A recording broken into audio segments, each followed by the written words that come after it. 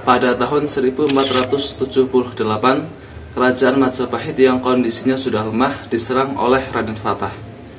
Beliau adalah raja pertama Kesultanan Demak Bintoro yang merupakan kesultanan atau kerajaan Islam pertama yang berdiri di tanah Jawa.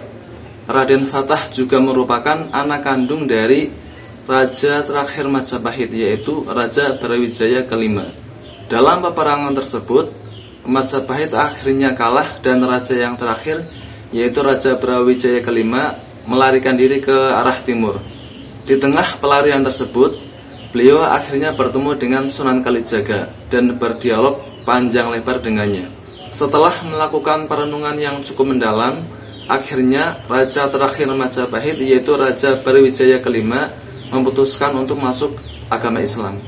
Dengan masuk Islamnya Raja Brawijaya kelima, hal tersebut membuat Sabdopalon marah besar. Siapakah sosok Sabdopalon ini? Beliau adalah seorang biksu Buddha sekaligus penasehat agung di kerajaan Majapahit.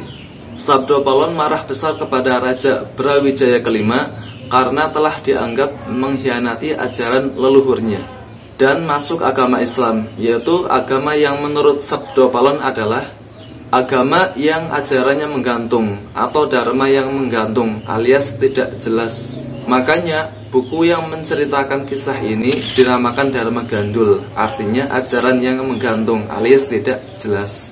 Di dalam kitab Dharma Gandul, Sabdopalon marah besar. Dia mengejek, menghina, bahkan menghujat Raja Brawijaya kelima karena telah dianggap mengkhianati ajaran leluhurnya dan lebih memilih untuk masuk agama Islam. Walau dihujat demikian kasar, Raja Brawijaya kelima tetap diam dan tidak membalas guru sekaligus penasehatnya tersebut karena beliau sangat menghormati sosok Sabdopalon. Setelah mendapati keteguhan hati Raja Brawijaya kelima untuk tetap memeluk agama Islam, Sabdopalon akhirnya menyerah dan mengatakan, "Baiklah kalau seperti itu, saya akan pergi dari sini. Saya tidak mau ikut campur lagi terhadap kerajaan-kerajaan di Jawa. Tugas saya sudah selesai untuk saat ini. Tetapi saya bersumpah, 500 tahun dari sekarang, saya akan kembali ke sini untuk membawa kembali ajaran Budi dan menegakkannya lagi di tanah Jawa dan mengusir orang-orang Islam dari sini." Tak lama setelah Sabdopalon mengatakan kata-kata seperti itu, dia berubah menjadi sosok cahaya dan terbang melesat ke arah timur. Arah timur yang dimaksud mungkin adalah Alas Purwo, dan dia menjadi raja atau penguasa alam lembut di sana. Ada yang mengatakan arah timur yang dimaksud adalah Pulau Bali, dan dia tetap mempertahankan ajaran leluhur di sana. Kisah Sabdopalon Noyo Genggong yang ada di dalam kitab Dharma Gandul dan Katoloco tentu saja tidak bisa dijadikan sumber maupun rujukan sejarah. Hal ini sudah disepakati oleh hampir semua ahli sejarah. Jadi bagi saya pribadi, kisah Sabdopalon tersebut, kisah kutukan Sabdopalon itu adalah kisah mitos atau fiktif alias palsu, alias tidak ada. Ada beberapa argumen terkait masalah ini. Pertama, kitab Sabdopalon termasuk karya sastra Jawa Baru dengan tembang mocopat. Kitab ini ditulis pada Sabtu Legi tanggal 23 Ruah tahun 1830 dalam kalender Jawa dengan Condro Sengkolo Wuk Gunung Ngesti Noto atau tanggal 16 Desember tahun 1900 Masehi. Apa itu karya sastra Jawa Baru? Karya sastra Jawa Baru adalah karya sastra yang ditulis pada era Mataram Islam yang meliputi Kartasura, Surakarta, dan Yogyakarta. Sebagai karya sastra Jawa Baru, tentu ia tidak bisa dijadikan rujukan atau sumber sejarah terkait tema yang menceritakan kejatuhan atau keruntuhan Majapahit, karena ia ditulis ratusan tahun setelah Majapahit runtuh. Seperti halnya saya disuruh menulis biografi atau sejarah hidup kakeknya dari kakek saya. Tentu saja saya tidak mampu karena saya tidak hidup di zaman kakek saya hidup. Kalaupun bisa pasti saya ngarang. Argumentasi kedua, penulis kitab Dharma Gandul tidak jelas. Kitab Darmo Gandul ditulis oleh orang yang tidak diketahui atau anonimus. Kitab tersebut ditulis oleh orang yang bernama Kalam Wadi. Akan tetapi itu hanyalah nama samaran atau nama pena saja. Arti Kalam Wadi sendiri adalah informasi atau perkataan rahasia. Maka jelas sekali isi dari kitab ini tidak bisa diverifikasi kebenarannya, karena penulisnya sendiri tidak jelas atau tidak diketahui. Setelah ditelusuri oleh beberapa sejarawan, ada yang mengatakan nama aslinya adalah Abdullah. Kalau orang Jawa mengucapkannya Ngabdullah. Dia berasal dari Pati. Karena dia sangat miskin, kemudian dia murtad masuk agama Nasrani. Lalu namanya diganti menjadi Ki Tunggul Wulung. Kemudian dia pindah ke Kediri dan dibina oleh seorang misionaris yang bernama Kolen di Mojo Agung, Jombang. Orang inilah yang menulis kitab Serat Sabdo Palon, kemudian disusul Suluk Gatoloco yang isinya itu ada mitos atau cerita Sabdo Palon tersebut. Argumentasi ketiga, kitab Sabdo Palon isinya hanyalah kopas atau copy paste dari Babat Kediri. Beberapa sejarawan melacak bahwa kitab Sabdo Palon ini isinya itu terinspirasi atau hampir sama dengan Babat Kediri. Menurut Profesor Drewes di dalam bukunya The Struggle Between Javanism and Islam as Illustrated by the Serat Darmo Gandul, menyebutkan Serat Darmo Gandul isinya atau alur ceritanya sama dengan Babat Kediri. Babat Kediri sendiri ditulis pada tahun 1832 Masehi. Akan tetapi Babat Kediri ini kurang populer, kemudian diproduksi kembali dalam kitab Darmo Gandul. Babat Kediri sendiri juga tidak bisa dijadikan sumber maupun rujukan sejarah, karena dikarang ratusan tahun setelah Majapahit runtuh dan juga termasuk karya sastra Jawa Baru. Babat Kediri ditulis oleh orang yang bernama Mas Ngabeyi Purba Wijaya, yang dia itu mengaku tidak tahu apa-apa tentang sejarah Kediri, tetapi ia mendapat bantuan dari jin yang bernama Ki Butolocoyo yang bercerita melalui medium Ki Darmakondo dan Ki Sondong. Argumentasi keempat, Babat Kediri yang merupakan sumber atau inspirasi ditulisnya Serat Sabdo Palon merupakan pesanan penjajah. Awal mulanya adalah ketika Perang Diponegoro berakhir pada tahun 1830 Masehi. Ternyata para pengikut Diponegoro tidak berhenti melakukan perlawanan. Mereka tetap melakukan perlawanan dengan seni, dengan sastra, dengan cerita-cerita dan dongeng-dongeng. Bahkan dibumbui oleh mitos-mitos tentang kesaktian dan kepahlawanan Pangeran Diponegoro. Hal ini disadari oleh pemerintah Belanda. Kemudian pemerintah Belanda merekrut orang Jawa yang pandai atau pintar dalam bidang sastra, untuk kemudian disuruh menulis sebuah sastra yang isinya melawan balik pengaruh Pangeran Diponegoro dan para pengikutnya. Maka disusunlah Babat Kediri.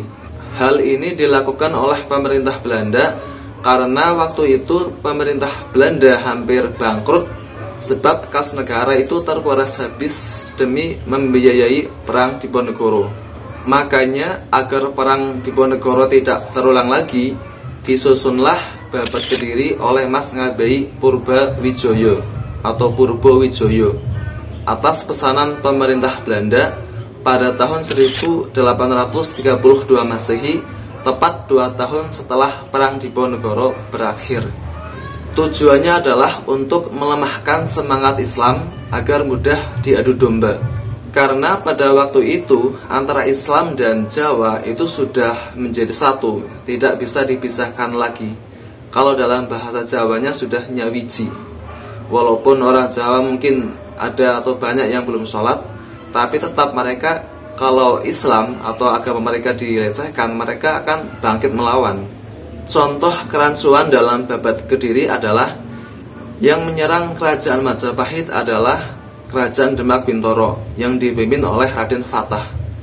Artinya apa? Artinya anaknya sendiri, Raden Fatah, itu menyerang bapaknya sendiri, yaitu Brawijaya kelima.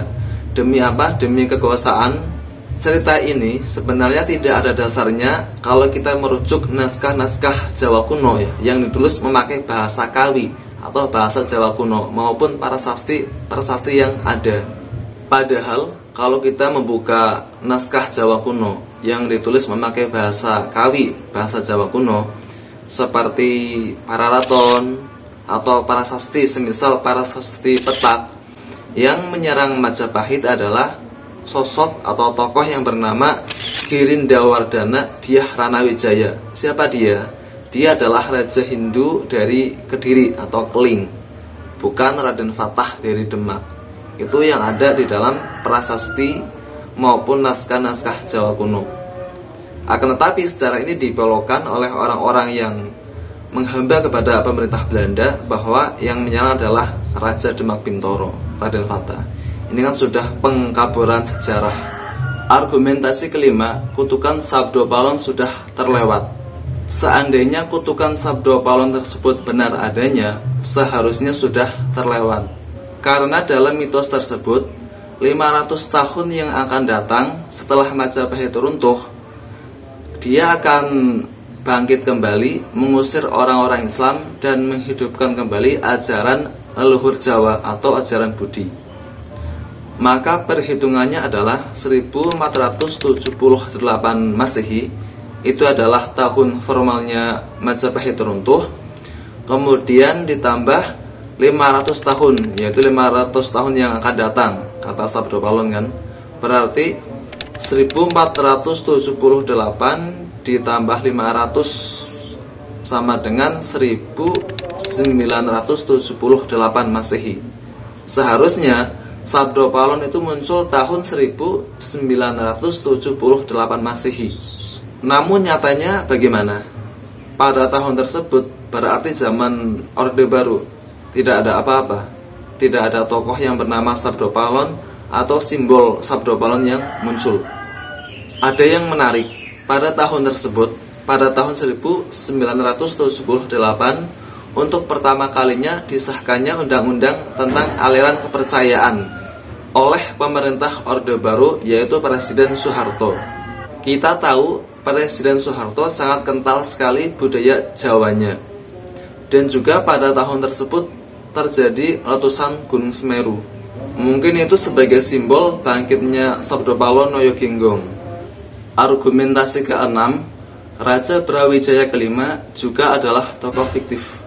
Dalam mitos tersebut, selain Sabdo Palon, ada juga Raja Brawijaya kelima yang katanya adalah raja terakhir Majapahit. Tokoh ini juga sebenarnya mitos alias fiktif.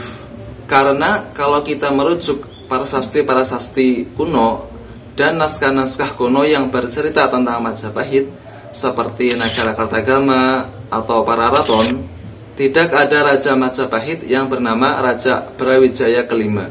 Sekedar informasi, Nagarakartagama ditulis pada masa atau pada era kejayaan Majapahit. Akan tetapi isinya tidak lengkap. Isinya hanya sampai pada masanya atau eranya Raja Hayam Wuruk saja. Kitab ini ditulis oleh pujangga istana yang bernama Empu Prapanca. Sedangkan Pararaton itu ditulis beberapa tahun setelah Majapahit runtuh, sekitar abad ke-15 sampai abad ke-16. Kitab Pararaton ini ditulis oleh pujangga di luar istana atau rakyat biasa.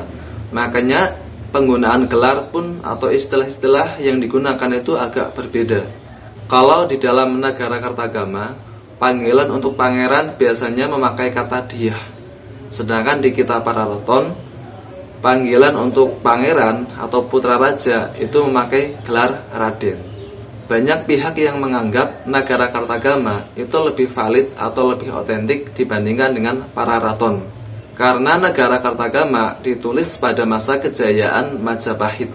Sedangkan Pararaton ditulis beberapa tahun setelah Majapahit runtuh. Walaupun demikian, ternyata isinya banyak yang cocok dengan beberapa prasasti. Mari kita lihat silsilah raja-raja Majapahit yang benar dari awal sampai akhir berdasarkan prasasti-prasasti dan naskah-naskah Jawa kuno. Raja pertama Majapahit sekaligus pendirinya adalah Raden Wijaya. Di dalam Nagarakartagama, namanya tertulis Dyah Wijaya. Setelah menjadi raja, bergelar Sri Kertarajasa Jayawardhana. Kalau di dalam Pararaton, namanya Raden Wijaya. Setelah menjadi raja, bergelar Sri Kertarajasa saja, tidak ada Jayawardhananya. Kalau di Nagarakartagama ada tambahan Jayawardhana. Kemudian nama lengkapnya itu ditemukan dalam Prasasti Kudadu. Nama lengkap beliau adalah Nararya Sanggrama Wijaya. Beliau ini memerintah dari tahun 1294 Masehi sampai tahun 1309 Masehi. Kemudian raja kedua Majapahit namanya Sri Jayanegara kalau di dalam Nagarakartagama. Kalau di dalam Pararaton namanya Raden Kalagemet, gelarnya baru Sri Jayanagara. Kalau di dalam Prasasti Tuhanyaru namanya adalah Sri Jayanagara. Kemudian setelah menjadi raja, gelarnya adalah Sri Sundara Pandya Dewa Diswara. Beliau memerintah dari tahun 1309 Masehi sampai tahun 1328 Masehi.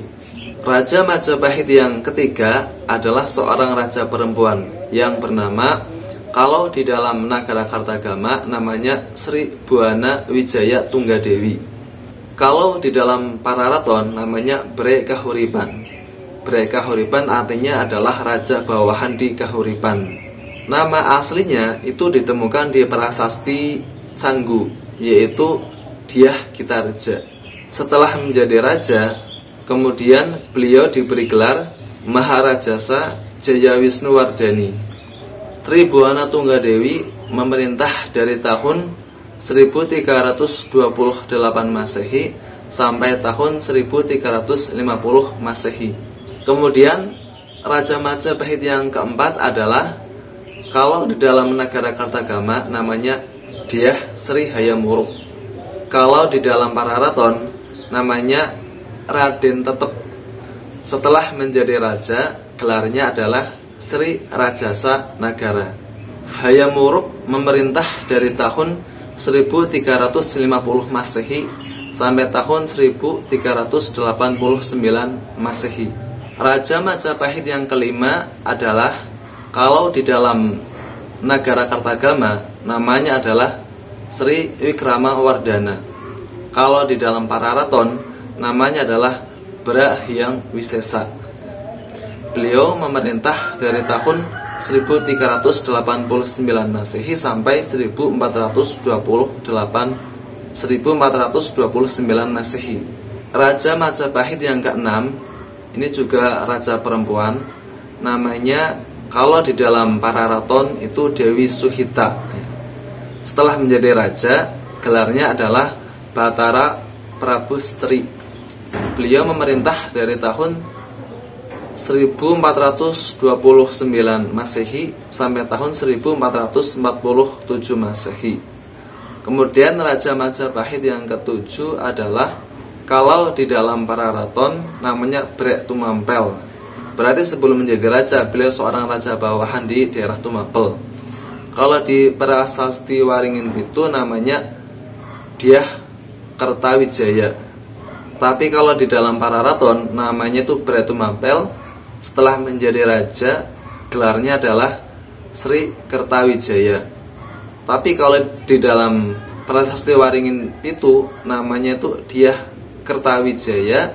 Setelah menjadi raja, gelarnya Sri Wijaya Parakrama Wardhana.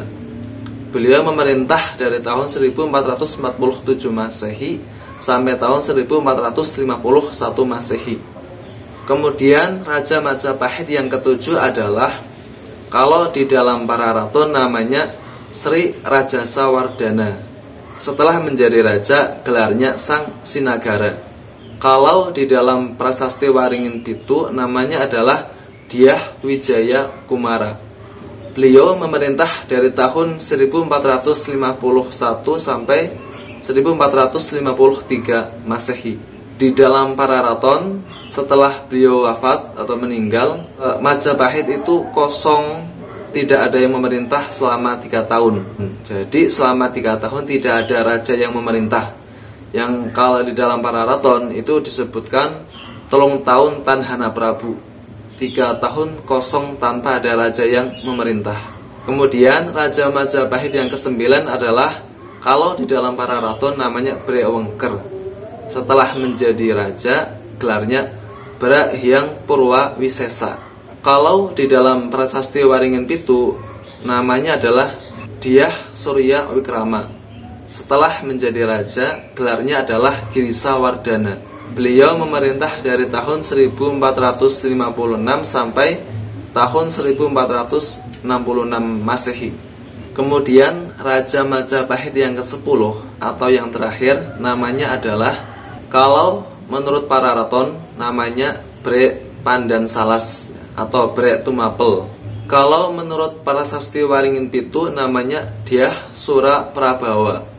Sedangkan menurut Prasasti Pamintihan namanya juga sama, Dyah Sura Prabawa. Setelah menjadi raja, menurut Prasasti Waringin Pitu dan Prasasti Pamintihan, gelarnya adalah Singha Wikrama Wardana. Beliau memerintah dari tahun 1466 sampai tahun 1478 Masehi. Kemudian dari sini para raton itu ceritanya habis. Kemudian ditemukan Prasasti Petak. Di dalam Prasasti Petak tersebut dikatakan ada seorang tokoh yang bernama Girindawardana dan saudara-saudaranya bergabung dengan Prabu Ganggadara menggempur keraton atau istana Majapahit. Itu tepat pada tahun 1478 Masehi. Oleh karena itu para sejarawan sepakat Majapahit runtuh itu pada tahun 1478 Masehi. Kalau versi lain itu ada Condro Senggolonya ya. Condro Senggolonya itu Sirno Ilang Kertaning Bumi ya. Jadi intinya itu Raja Majapahit yang terakhir terbunuh di dalam istananya pada tahun tersebut 1478 Masehi. Sebenarnya setelah Girindawardana menang, dia mengaku sebagai penerus atau pengganti tahta Majapahit. Akan tetapi Majapahit sudah terlanjur runtuh dan terpecah menjadi kerajaan kecil-kecil sehingga tidak bisa disatukan lagi.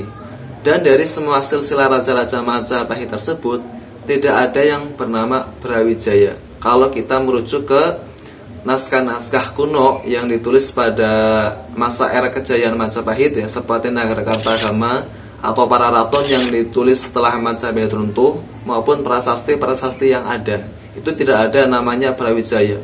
Kemudian dari mana cerita Brawijaya 1, Brawijaya 2, Brawijaya 3 sampai Brawijaya 5 yang katanya raja terakhir Majapahit? Itu insya Allah akan saya bahas pada video yang selanjutnya.